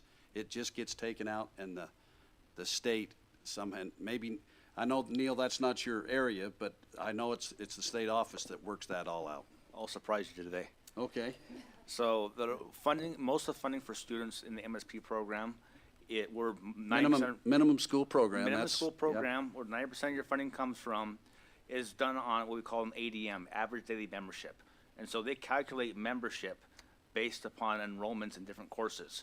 So when they're taking less courses with us, their average daily membership can never be more than 180 school days. Okay. So they calculate that, and they distribute a bunch of programs to account for those less time they're spent in our institutions than when they're SEOP programs. My son does the same thing. He takes his math courses through SEOP because when he was a 9th grader, he couldn't access 10th grade math at his junior high, so he did online instead. So the state does the magic in the background to help us out. Yep. And I'm actually glad that that's there. It just seems like a pretty big loophole, so I don't know if we just want to let people know about it so that if they want to be Sure. have more flexibility, that's there. Ben could probably speak to this, who oversees counselors, but I'm pretty darn 100% sure that counselors know that there's a way for you to get where you need to be. No, is that, you're right? You are absolutely correct. Okay. No, I applaud it, but I'm like, I hope we're not taking that away No, with this policy. We are not.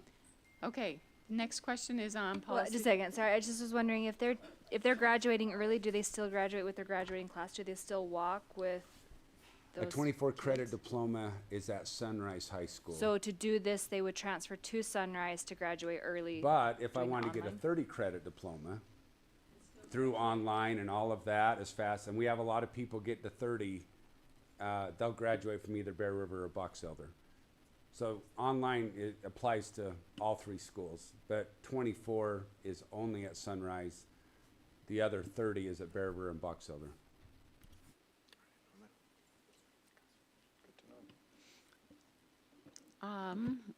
My next question is on policy 5272, transgender students. B1 and 2, just general, let's see. General understanding of what exactly we're trying to say here. Say the line again. B1, B2.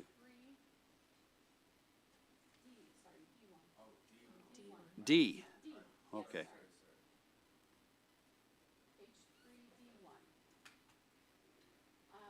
Oh. We do need to correct that. There's FABA in there that we need to put. So we need to get that policy in place. Okay.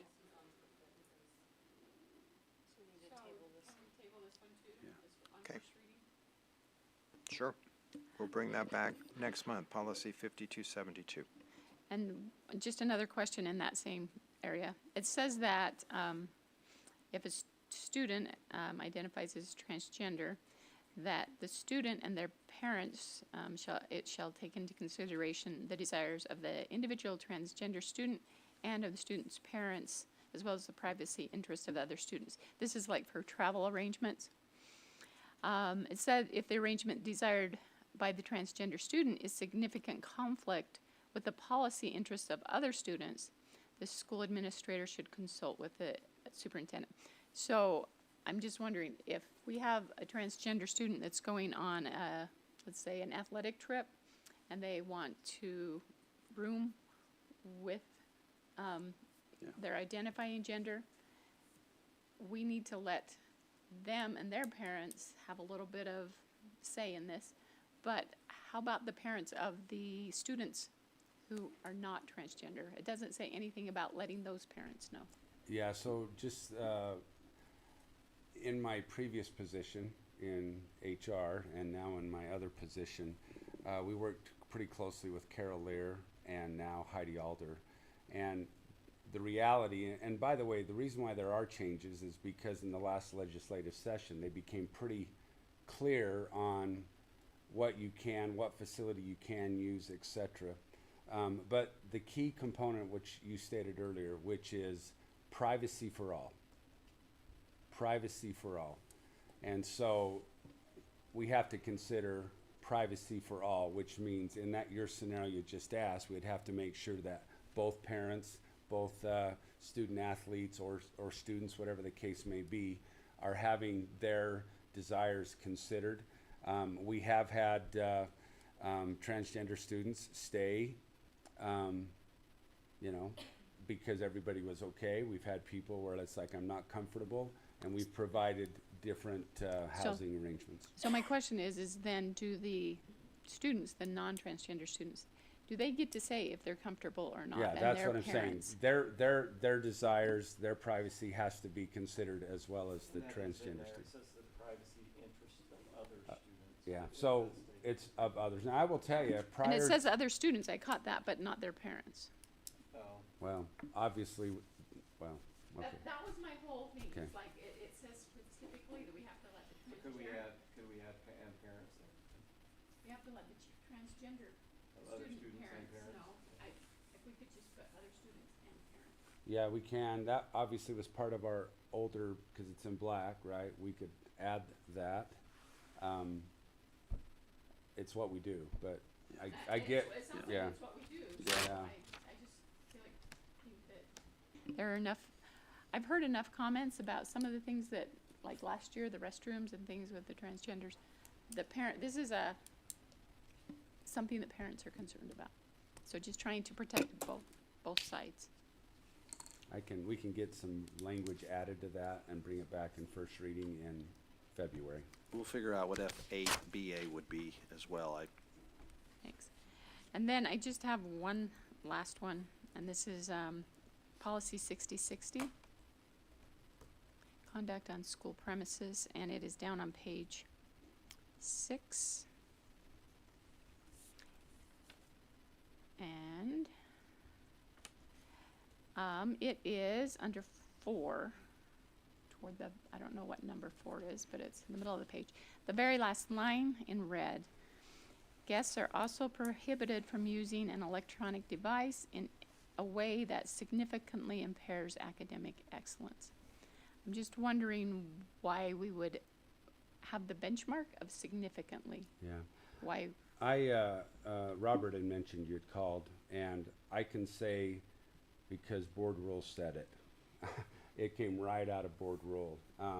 We can obviously not have that. Well, I was just wondering, can we take the word significantly out? If somebody's, Well, if it disrupts it in any way, why would we allow it? If it disrupts, so because it says this, and this is what you'll have to decide.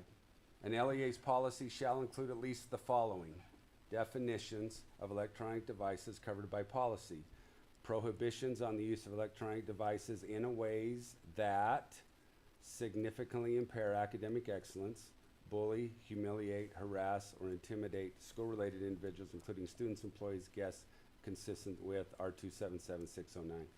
So I guess we'll have to ask as a board, when it says shall include, and the word says that significantly impair academic excellence, we would have to decide as a board if we will follow that shall. And the significant becomes incredibly subjective. that's my other I get point. it. Yeah, I agree. But I don't, that's what they said shall, and so I think that's why it's there. It was added because it said shall. But if I agree with you, significant to one person is not significant to another, and that becomes, but obviously the key is, does it impair? I mean, I would beg the question, what is excellence? Academic excellence compared to academic success versus academic, so, Well, what would this, I can't even, who would be enforcing this? A principal? yes. So it's really going to be, unless we have like very specific examples, Yeah, it's going to be up to a principal on if a visitor is impacting. well, if a visitor comes in, teacher's teaching, he's sitting there, he or she is sitting there with their cell phone going. Is that what they're talking about? Is that, because that's kind of what has happened throughout the state. Parents upset. I And got the that- feel that- from our meeting with state representatives last month that they're going to be doing a lot of refining on this bill as it moves forward. Yeah. And adjusting. The whole I reason I wouldn't- brought it up is I think any time that a device from a guest at the school impedes any kind of academic activity, I think that we should not, we should Well, have the authority to. I think we agree with you, Yeah. but the Utah State Board of Education rule says exactly that. So I know we can be more We can be restrictive, tighter. but we can't be less. And this is being less. isn't I it? thought it would be more restrictive. I think it's more restrictive more if we restrictive? say, if it impedes in any way.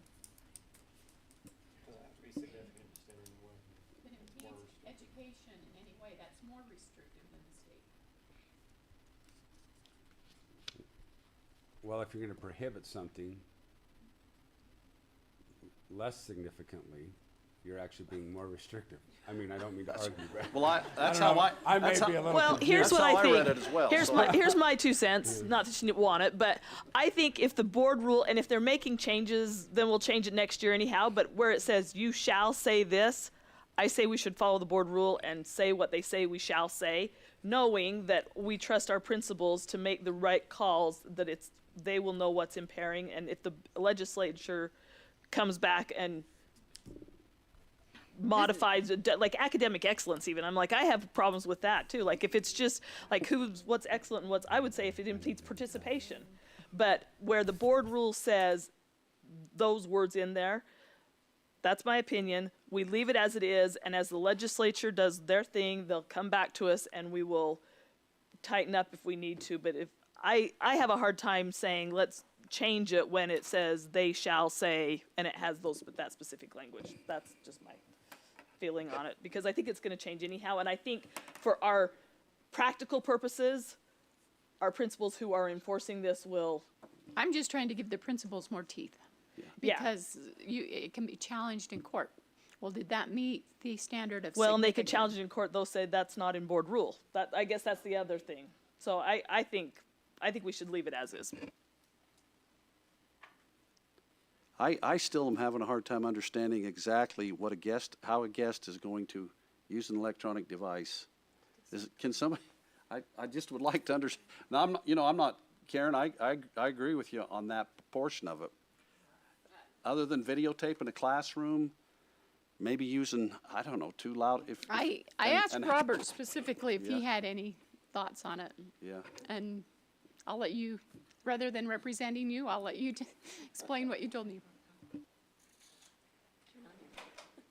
Well, there's a lot of electronic devices out there. Yeah. You're familiar with your phone and da-da-da-da. You probably are not familiar with the Flipper Zero. And a Flipper Zero is a device that can tune in to the infrared in a projector and can make a significant change in what's being projected at the moment. Any device like that is, I think, what they're referencing.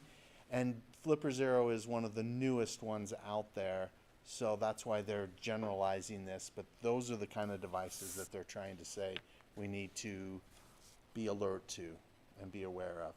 And we cannot allow people to come into our schools and utilize them. Thank you, Robert. I didn't mean to put you on the spot. Well, it almost seems to me like that paragraph before the red, it pretty much takes care of it. While on school premises, a school-sponsored activity, or when using school connectivity, guests are prohibited. I guess maybe that's the school connectivity. Guests are prohibited from using an electronic device to bully, humiliate, harass, or intimidate students, school employees, or other guests, and from using electronic devices in any way which violates local, state, or federal laws.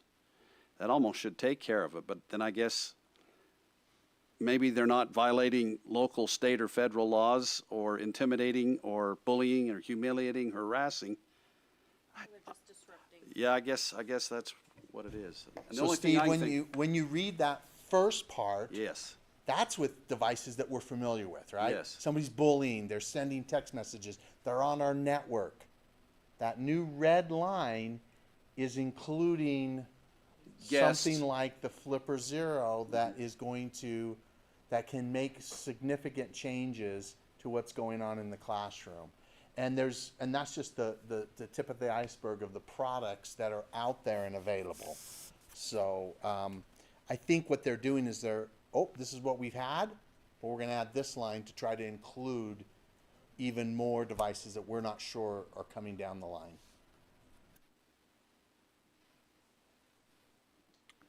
Hopefully the legislator will clean that up. I'm Yeah. not trying to be difficult. No. I'm just, as I look at that, I just see that it could, I don't know why we would tolerate anything that would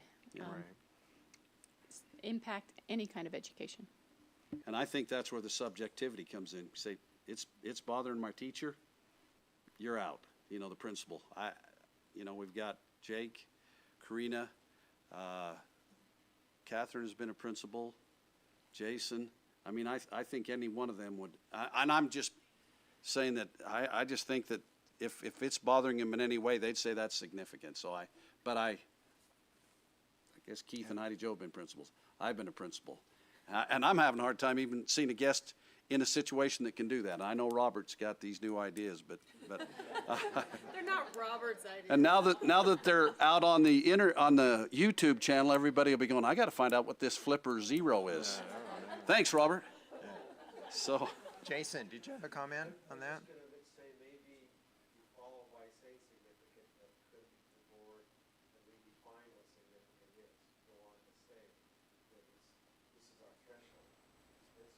yeah, that's a dumb word. It's that they put the, That's my whole point is, Again, dumb or not, that's what the rule says. So sometimes there's things we disagree with and we don't like, and we hope, and we can tell our legislators, you need to fix that because it's not working for our school. And we will enforce it in the way that our principals know what that means. But we can say that's a dumb line and still put it in there, and in procedure, follow it. That's not, if that makes sense. That's how maybe I'm not. So I really think at this point, that's about all we can do. with all that being said, I would make a motion to delete the policy to delete and to table policy 1210 and 5272 for first reading till next month and approve all the others on first reading. Okay. Karen Cronin has made the motion. Do we have a second? Okay, Brian Smith, the second. All in favor say aye. Aye. Any opposed? Okay, great. We'll go on to our second reading. Any questions on any of those policies? I move we approve all policies on second reading. Okay. I'll Julie second. Taylor's made the motion. Karen Cronin, the second. All in favor say aye. Aye. Any opposed? Okay, motion passes. So now we go down to board discussion items, and really this isn't a discussion item. It's just that I wanted to have on there the committee assignments. We're not going to discuss those this month, but you have the different committees there, and I want you to look those over because that's something that we'll do with the new presidency next month.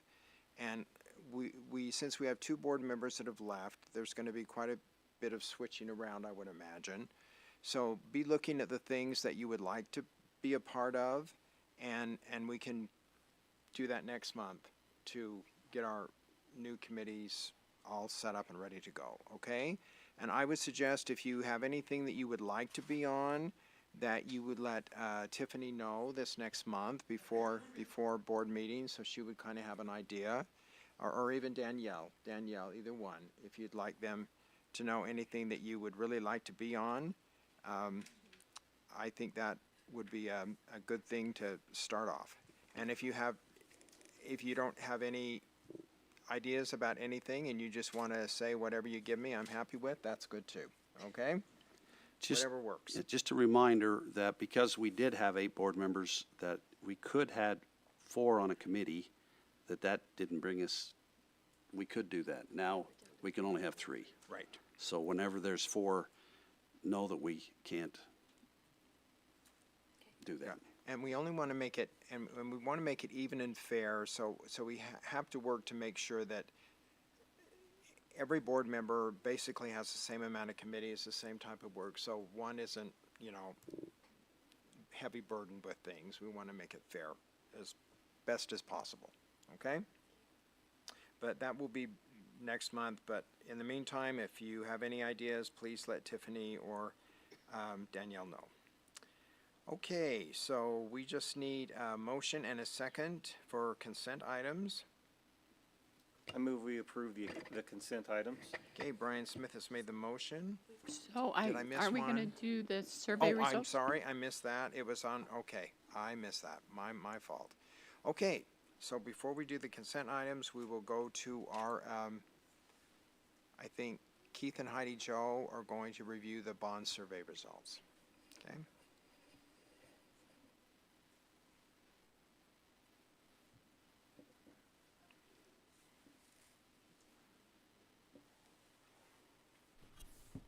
Okay, we will will go through this fairly quickly since this was our work session. This is the number of participants that we had in each area. You can be both a parent and a Box Elder County resident and an employee, so the numbers won't all add up to equal 3,294. This is the representation here of the cities and how many people participated based off of each town or city that they live in. These are the characteristics that we had from participants. All of that information, I believe we're gonna send that out to parents and staff, this PDF, right? After tonight? Yeah. So you can look more closely. Let us know if you'd like to see it, okay? How did you vote on the bond proposal? So we had 38% said that they voted yes, which overall we had 32% in the entire county that said that they voted yes. At the end of this, I did put together how each precinct voted. We didn't have a single precinct that won the vote. When we asked people what the reason was for not voting yes, or how they felt about the tax increase, 37%, which is higher than the amount who voted yes on the actual bond, 37% felt like the tax increase that was proposed was manageable, and so they voted yes. But when asked if the sticker tag of 220 million was just too much, we had 28% say that was the reason they voted no, and 32% said they voted no just because of the economic situation that we're in today. We asked in the next section, please tell us which of the priorities you supported and those that you did not as part of the bond proposal. We need to be really, cognizant of the neutral portion, because those are people who are saying, I didn't say yes, I didn't say no, and we need to realize that maybe they were neutral because they only have students in elementary, or it doesn't pertain to them, or they feel like maybe teachers should make that decision. So on middle schools having unreinforced masonry, 64% felt like that was a reason to support the bond. On the elementary side, only 62% felt like that was a reason to support the bond. Maybe we had less students in North Park and Lakeview, and so it didn't matter to as many. On the overcrowding to elementary schools, 68% of our voter input on this survey felt like that was a good reason to support the bond. On removal of classrooms, only 50% of people voted for that being a reason to support. We discussed in the work session that the 36% that are neutral probably, they don't have portables in their schools, so, that's not the reason I would vote for it. Or maybe the 14% just feels like portables are completely acceptable. On the reconfiguration of the grade bands K5, 6, 8, and 9, 12, 38% of people felt like that was a good reason to support the bond. 28% felt like that was a reason to reject the bond, and 34% are neutral on that. With the intermediate schools becoming elementary schools, we had only 35% of people supporting that. We discussed that would make a couple more elementary schools of 1,000 students or more, and maybe while that would take a lot of overcrowding burden off of many of our elementary schools, and for the least amount of cost, people probably don't like the idea of larger elementary schools. For providing AC in all the schools, we had 67% support on that. We asked in the next section, what would you like the board to consider in the future before putting out a bond? The cost of the bond, 88% want us to consider the impact on taxpayers. Purchasing the land before putting out a proposal, 68% said please do that. 57% said please have architectural renderings for future buildings, knowing what the proposed buildings will look like. This is good information for us because in the past some people have said, well, you already know what you're gonna do, so we want to be part of that. So we thought, well, don't buy land, don't put out buildings, and then we'll let people help decide so they don't feel like it was already decided, but we have a majority who want to hear those things first. On the athletic facilities being added to Bear River High and a B Center at Box Elder High, this is about as split as you can get. I tried looking at some of these to see, was it north end, south end support, and it was still pretty neutral on that. It still looks like this. So 45% of our voters or people who put in input on this said that they really want to know what's going to happen to the Box Elder Middle School gym and the auditorium before making a decision. and that 66% feel like we should have parent representatives and more stakeholder input on the next plan. When asked, should we consider 4 smaller middle schools, because this plan would have made middle schools of about 1,600, it was a pretty neutral split on that one. Most people were neutral. Keith felt like if we could give parents more information or voters more information on what we mean by that, it could help. We would want to say here that the intent wouldn't be to build 4 smaller middle schools. It would be to fill 4 smaller middle schools rather than have our middle schools be so big and so populated. The additional high school and middle school near Honeyville and Bear River City, we were really surprised that this was not as polarized as we expected. We thought people would have a firmer opinion on a 3rd high school or 3rd middle school. And only 31% said no, and only 28% said yes. We had a majority that was neutral on that as well. Splitting elementaries into K1, 2-5 or K2, 3-5 was a pretty strong no, which was interesting because people in Willard love it. And Perry, yeah, they love it. Willard Perry loves that. So we thought we should ask. On possible solutions for immediate needs, we knew that multiple solutions might be likely required. We have some feedback from this, but we're not really ready to roll on a plan for 25-26. We'd like to get some stakeholder input and come together with a plan. So the majority said reopen Foothill Elementary in Brigham City. That would have the most impact on Lakeview Elementary and Discovery Elementary initially, but if we look at stakeholder input and other options and take some more time, that might look different. So the next option that what it would do is give them more portables. If with the original thought of, you know, and pushing of saying open up Foothill, reboundary the schools down here, that would mean, you know, if you put K1 from Discovery and Lakeview, really easy peasy, and just throw them over there, all your portables would be freed up from Discovery and Lakeview. We can't build onto Lakeview. So that would be the quickest, easiest plan. If we look at realigning boundaries and saying who lives outside, who's walking the farthest to Lakeview, which kids could get on a bus from Corinne and come into Foothill and take some time on this and get some parent input, that will take longer. We wouldn't just be able to do that really fast. But either way, if we take some of the pressure off of those other buildings, we could use the portables on the north end. But yes, it wouldn't take the pressure off of fielding per se. Thank you for asking that. I don't, yeah, anyway. If we realign boundaries, that was kind of the second choice. Most majority for second choice. Additional portables was the 3rd choice. That was most popularity for 3rd choice. Increase in class sizes was 4th choice. Year-round school 5th. AM/PM was the last choice. People often asked me, well, did anybody actually vote for year-round school or for AM/PM? Yes, quite a few people think that's a viable 1st or 2nd choice. Not enough to win it, but yeah. Then the last portion of this is just where the voting precincts came out. I did label where Lakeview is actually at on the precinct map, but just for recognition, there are multiple precincts that vote for Lakeview. Again, we'll send this out so everyone can look at it. What's that? Yes, that attend Lakeview. But this precinct that says LV right here is just the precinct that Lakeview is in, that the building is in, not the precincts that have students attend there.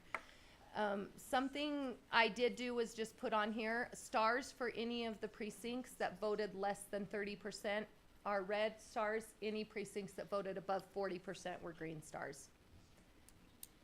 We also kept this material for in the future, whenever we go to bond, just so we had numbers accessible. So this is really a historical document, if you will, for future One of the planning. things we got from this was a lot of those outlying areas were lower percentages, and we need to reach out to them more. Honeyville, Corinne, Manaway, Willard, how could we get with them? Anyway, so there you go. That's the summary.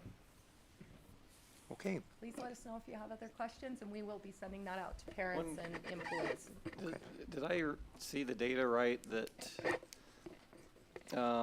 more people took the survey that voted yes?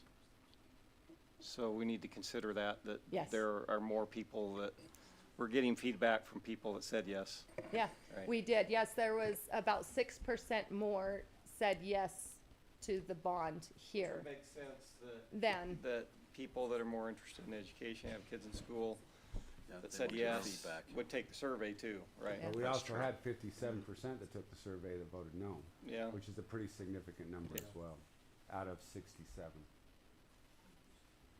okay. Any other questions? Just to tack on to that, we did also allow our employees that live out of district to give input on this survey. So we would have their input on a future bond because we feel like they are a stakeholder in decisions, so. Okay. Thank you, Heidi Jo. Appreciate that. Can Thank I you. just make one comment? Uh-huh. And I made this in our work session before, but I just wanted to reiterate it here. I just so appreciate the time that Heidi Jo, Keith, and whoever's been working on this to gather that information. I think as educators, we preach, we collect the data and we analyze it and then we make adjustments based on data. And they have modeled that perfectly for this situation. And so I still feel like we should have gone out for a bond. I really think it was the right thing to do. And I knew it was a big lift, but now we have information to go forward. And without all of that work, we just be guessing again and like, okay, maybe in 2 years we'll do the same thing. But we're actually taking what the feedback we've given and it's in a form. Now, I really like this form. Maybe not everybody likes it. Maybe some people like more, whatever the word is, where they qualitative and stories and those kind of things. But I think this is a really important thing to understand as a board and as a leadership team and as an education community. We're using best practices and doing what we're hoping our teachers are doing and training them to do. And so when we make decisions, it's not like throwing a dart blindly and like, well, let's see if it sticks. We're really trying to do what's best for students and taking feedback. And so that's a little bit of a soapbox, but I just want to say thank you again because I really appreciate it. I think it's super valuable, and I think going forward that will help us as we make future plans and decisions. So thank you. Okay. Great. Thank you. Okay. So now we'll need a motion and a second for our consent items. I move we said, Brian already Brian motioned did it. Oh, Brian, he already did. Okay, We just Brian had some made the discussion. motion for our consent items. Do we have a second? Did we have a second? Okay. And then Julie made the second. All in favor say aye. Aye. Any opposed? Okay, thank you. So suggestions for future board meetings. I know we have the committee assignments on for next month. Are we good there? Can I just make a comment? House Bill 415, which was the elimination of general school fees, that obviously got passed in the spring of '24, and as we're getting closer and closer to the implementation, there is more and more and more and more heat going back on to the representative that actually put that, initiated it. According to the last report I had, thousands of educators have reached out, very frustrated that they're going to eliminate the ability to have general class fees given because it will affect programs, and that's going to come from somewhere. And so the last report we received from our legislators, we've been in contact with our local representatives as well as who wrote the bill. Our teachers are highly involved in this process. We're highly involved. So you'll see that it's on the agenda for February, but I'm going to recommend that let's let this dust settle, because there's some dust and it's flying pretty good. Let it settle, and then we will get to work immediately to follow, I think, the new law that's going to come into place. I do think the fees will be eliminated, but they got to clarify, like it says right now in the policy, if it's a general fee for a required course, you can't offer it. But if it's for an elective course, you can. The problem is, for example, in CTE, they have to have 1 credit or 2 classes. So which classes are those are for graduation and which for elective? If it's elective, we could offer a fee, but if it's for the core classes, it's not. And anyway, it's dicey. I just want to give you a little update, and I will keep all of you informed with that bill and what's happening, because it's going to impact us financially if as written. So when does this go into effect? 25, 26. So this upcoming school year, they were promised a certain amount of funding, and their numbers are not adding up. What we were told is $1 a kid, well, 99 cents. I shouldn't have rounded up. 99 cents a kid for grades 7 and 8. 99 cents. That's $1. We're going to give us $1. Thank you for letting us educate my pencil. However, high school's much better at $1.20 a kid. So if the way the rule is written right now, we would lose $613,000 in our district if the way the law has been passed. But there's enough heat, and it does tell you when the voice of the people and people do make their voices known, they can have great impact on policy. And so I would invite anybody who's interested. I certainly would get them involved with the right people, but that will be something that may take, Steve, don't you think, 2 to 3, it might not be settled till the end of the session in March, but whenever it is, we'll jump right into getting the school fees for the 25-26 approved with whatever the law says. So Keith, we've got it on for February 1st public comment. Yeah. Second. Why did we have it on those? Well, this is how we did it last year. It's just kind of a continuation. You're suggesting that we ought to bump that a little bit? Yeah, I'm thinking it probably ought to maybe be April, May. I'm thinking April, we should know what the law says, and then April 1st comment, May 2nd comment. We'd still be in a position, a couple months still early enough before we go into registration. To me, we ought to bump it. Okay. Neil will have We're to okay sharpen with his that. pencil. Neil, if Yes. you'll just get it Absolutely. going here, no, I hope it's not derogatory. No, I think we can easily do that, Keith. Thank you. Okay, I just want to make one note on the future things, like we still have some things with Emily Williams listed as the person that's in charge of it, so just, Okay. okay. That's a good catch, you bet. Thank you. Who? Oh, so we're going back and forth, huh? Okay, so upcoming events, of course, we have our USBA conference in Salt Lake this week on the 9th through the 11th. Just a couple things. We usually get together to have dinner on that Thursday night, but we weren't able to get the room like we usually do because Salt Lake District got that before we did this year. So we will not be meeting together. So you're on your own for dinner, and then the first meeting starts at 7 o'clock. So just be aware of that. Thursday night. Thursday night, yes. And we'll Tomorrow all- night. Yeah, tomorrow night. So we'll all be there for that. And then one other thing I wanted you to be aware of, that Tiffany has been our JLC person, and Connie has been the USBA on the board of directors. And usually in most districts, that's combined into one person. There's about 10 districts where that's separated, and we're one of those 10. But it's okay to combine them. That's really, I think, how it's meant to be originally. So anyway, so I've asked Tiffany if she would take over the board of directors for one more year, because it's a 2-year position. And she said she would be willing to do that. So I appreciate Tiffany doing that. And the meeting's like every other month. And so what will happen when we have a breakout session on, I believe it's Friday morning, then and we do it with Morgan and with Ogden School District as well. Superintendents will be there, and we will recommend that that is what we do for one more year. And then I think Morgan takes it over from there. So just to be aware of that. And before we adjourn, I just wanted to say this to everyone. You know, I've been president for 2 years, and I know that Connie would feel the very same way as vice president. I am so blessed to be working with such awesome people, and you're such awesome board members, and I just am so lucky and so blessed, and I want to thank you all for your support. And we have had in the last couple of years some ups and downs, but you know, everything's worked out great, and you've all been so supportive, not only the board members, but all the district office people, principals, everyone. You're just so awesome, so thank you all for your support. I do honestly appreciate it. Thank you, Wade. So, thank you.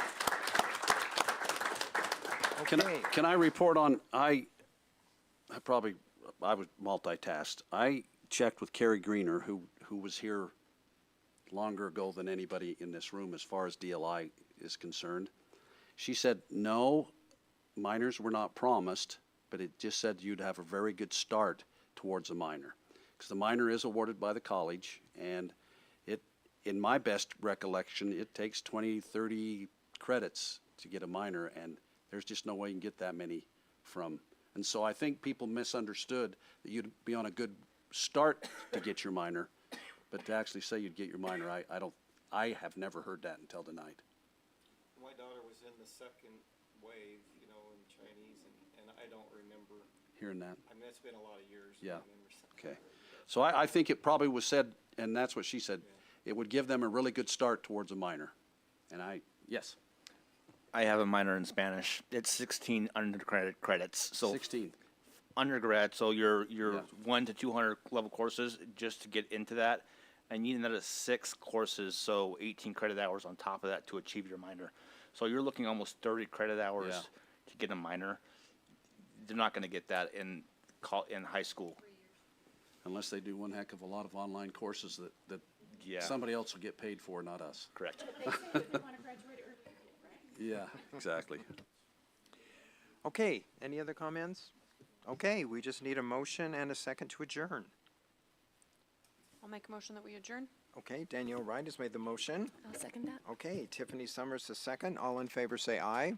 Aye. Any opposed? Okay, thank you all. Have a wonderful night and be safe going home.